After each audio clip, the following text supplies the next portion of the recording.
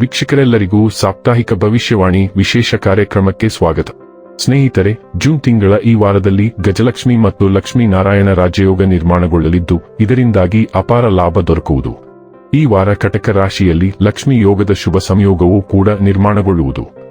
ಶುಕ್ರ ಮತ್ತು ಬುಧ ಗ್ರಹಗಳ ಸಂಯೋಗವು ಕಟಕ ರಾಶಿಯಲ್ಲಿ ಸಂಭವಿಸುವುದರಿಂದ ಲಕ್ಷ್ಮೀ ನಾರಾಯಣ ರಾಜಯೋಗ ನಿರ್ಮಾಣಗೊಳ್ಳಲಿದೆ. ಹಾಗೆ ಶುಕ್ರ ಮತ್ತು ಗುರು ಗ್ರಹಗಳ ಸಂಯೋಗವು ಕಟಕ ರಾಶಿಯಲ್ಲಿ ಸಂಭವಿಸುವುದರಿಂದ ಗಜಲಕ್ಷ್ಮಿ ಯೋಗವನ್ನು ನಿರ್ಮಿಸಲಿದೆ. ಜೊತೆಗೆ ಬುಧ, ಶುಕ್ರ ಮತ್ತು ಗುರು ಗ್ರಹಗಳ ಸಂಯೋಗದಿಂದಾಗಿ ತ್ರಿಗ್ರಾಹಿ ಯೋಗವು ಸೃಷ್ಟಿಯಾಗುವುದು. ಜ್ಯೋತಿಷ್ಯ ಶಾಸ್ತ್ರದ ಪ್ರಕಾರ ಗ್ರಹಗಳ ಶುಭ ಸಂಯೋಗದಿಂದಾಗಿ ವಿಶೇಷ ಯೋಗಗಳು ನಿರ್ಮಾಣಗೊಳ್ಳಲಿದೆ. ಜೂನ್ 22ರಿಂದ ಜೂನ್ 28ರವರೆಗಿನ ತುಲಾ ರಾಶಿಯವರ ಭವಿಷ್ಯವನ್ನು ತಿಳಿದುಕೊಳ್ಳೋಣ. ಈ ವಾರ ತುಲಾ ರಾಶಿಯವರ ಫಲಾಫಲಗಳೇನು, ಗ್ರಹಗತಿಗಳು ಹೇಗಿರಲಿವೆ, ಕೌಟುಂಬಿಕ, ಸಾಮಾಜಿಕ ಜೀವನ ಹಾಗೂ ವ್ಯಾಪಾರ ವಹಿವಾಟು ಹೇಗೆ ನಡೆಯಲಿದೆ, ಅಲ್ಲದೆ ಯಾವೆಲ್ಲ ಸಮಸ್ಯೆಗಳು ನಿಮ್ಮನ್ನು ಈ ಸಾಪ್ತಾಹಿಕದಲ್ಲಿ ಕಾಡಲಿವೆ, ಅವುಗಳಿಗೆ ಪರಿಹಾರಗಳೇನು ಎಂಬುದನ್ನು ತಿಳಿಯಲು ಈ ವಿಡಿಯೋವನ್ನು ಸಂಪೂರ್ಣವಾಗಿ ವೀಕ್ಷಿಸಿ. ನೀವಿನ್ನೂ ನಮ್ಮ ಚಾನೆಲ್ ಸಬ್ಸ್ಕ್ರೈಬ್ ಮಾಡದೇ ಇದ್ದರೆ ಕೂಡಲೇ ನಮ್ಮ ಚಾನೆಲ್ ಸಬ್ಸ್ಕ್ರೈಬ್ ಮಾಡಿ. ಹೆಚ್ಚಿನ ವಿಡಿಯೋ ಅಪ್ಡೇಟ್ಗಾಗಿ ಪಕ್ಕದ ಬೆಲ್ ಐಕಾನ್ ಬಟನ್ ಕ್ಲಿಕ್ ಮಾಡಿ.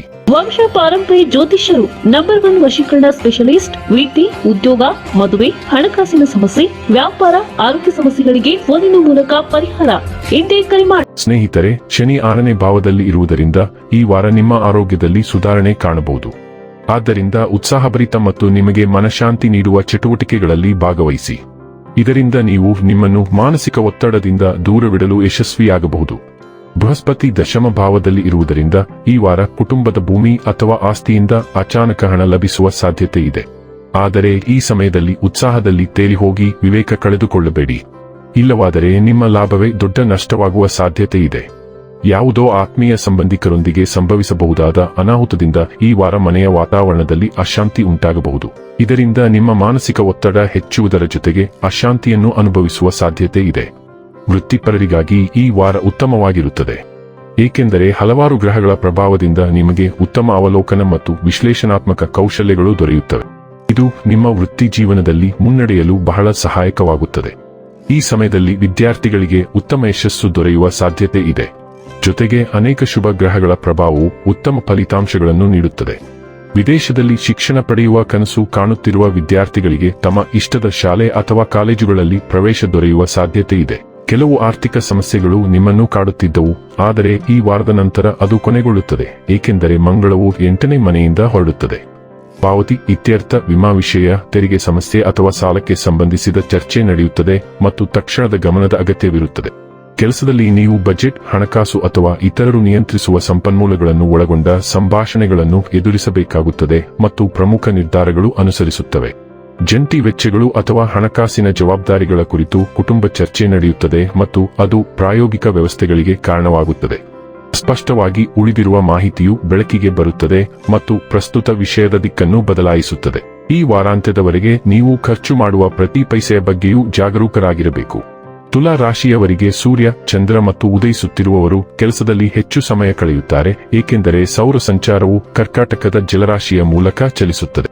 ಒಂದು ಪ್ರಮುಖ ಸಭೆ ನಡೆಯುತ್ತದೆ ಮತ್ತು ಭವಿಷ್ಯದ ಜವಾಬ್ದಾರಿಗಳು ಅಥವಾ ಕೆಲಸದ ನಿರೀಕ್ಷೆಗಳ ಮೇಲೆ ಪ್ರಭಾವ ಬೀರುತ್ತದೆ. ತಾಳ್ಮೆ ಅಗತ್ಯವಿರುವ ಒಂದು ಯೋಜನೆ ಮುಂದುವರಿಯುತ್ತದೆ ಮತ್ತು ಪ್ರಮುಖ ನಿರ್ಧಾರಗಳು ನಿರೀಕ್ಷೆಗಿಂತ ವೇಗವಾಗಿ ನಡೆಯುತ್ತವೆ. ವೃತ್ತಿಪರ ಬದ್ಧತೆಗಳು, ವೇಳಾಪಟ್ಟಿಗಳು ಮತ್ತು ಮನೆಯ ದಿನಚರಿಗಳ ಮೇಲೆ ಹೇಗೆ ಪರಿಣಾಮ ಬೀರುತ್ತವೆ ಎಂಬುದನ್ನು ಕುಟುಂಬ ಸದಸ್ಯರು ಚರ್ಚಿಸುತ್ತಾರೆ. ಈ ಸೂರ್ಯ ಕೆಲವು ಸಂದರ್ಶನ ಕರೆಗಳು ಮತ್ತು ಮೌಲ್ಯಮಾಪನಗಳನ್ನು ತರುತ್ತಾನೆ, ಆದ್ದರಿಂದ ಉದ್ಯೋಗಾಕಾಂಕ್ಷಿಗಳು ಜಾಗರೂಕರಾಗಿರುತ್ತಾರೆ.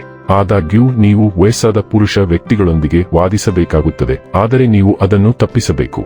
ಶುಕ್ರ 11ನೇ ಮನೆಯಲ್ಲಿ ಚಲಿಸುತ್ತಿರುವುದರಿಂದ ನಿಮ್ಮ ಸ್ನೇಹಿತರು ಮತ್ತು ಯುವಕರೊಂದಿಗೆ ನೀವು ಬಹಳಷ್ಟು ಚಟುವಟಿಕೆಗಳನ್ನು ಹೊಂದಿರುತ್ತೀರಿ. ಸಭೆ ಅಥವಾ ಶಾಶ್ವತ ಸದಸ್ಯತ್ವಕ್ಕಾಗಿ ನಿಮ್ಮನ್ನು ಆಹ್ವಾನಿಸಲಾಗುತ್ತದೆ. ಸ್ನೇಹಿತರು, ಸಹೋದ್ಯೋಗಿಗಳು ಅಥವಾ ವೃತ್ತಿಪರ ಸಂಪರ್ಕಗಳಿಂದ ನಿಮಗೆ ಬೆಂಬಲ ಸಿಗುತ್ತದೆ ಮತ್ತು ಅವರ ಒಳಗೊಳ್ಳುವಿಕೆ ಯೋಜನೆಯನ್ನು ಮುಂದಕ್ಕೆ ಸಾಗಿಸಲು ಸಹಾಯ ಮಾಡುತ್ತದೆ. ಕೆಲಸದಲ್ಲಿ ನೆಟ್ವರ್ಕಿಂಗ್ ಅವಕಾಶಗಳು ಉಂಟಾಗುತ್ತವೆ ಮತ್ತು ಭವಿಷ್ಯದ ಸಹಯೋಗಗಳಿಗೆ ಬಾಗಿಲು ತೆರೆಯುತ್ತವೆ.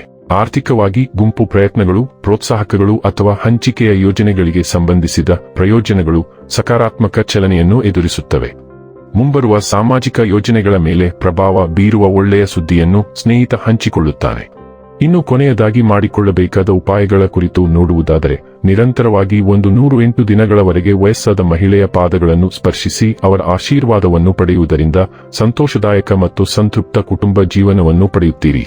ವೀಕ್ಷಕರೇ, ಇದಾಗಿತ್ತು ತುಲಾ ರಾಶಿಯ ಜಾತಕದವರ ಜೂನ್ 22 ರಿಂದ ಜೂನ್ 28 ರವರೆಗಿನ ಫಲದ ಮಾಹಿತಿ ಇಷ್ಟವಾದರೆ ವಿಡಿಯೋವನ್ನು ಲೈಕ್ ಮತ್ತು ಶೇರ್ ಮಾಡಿ.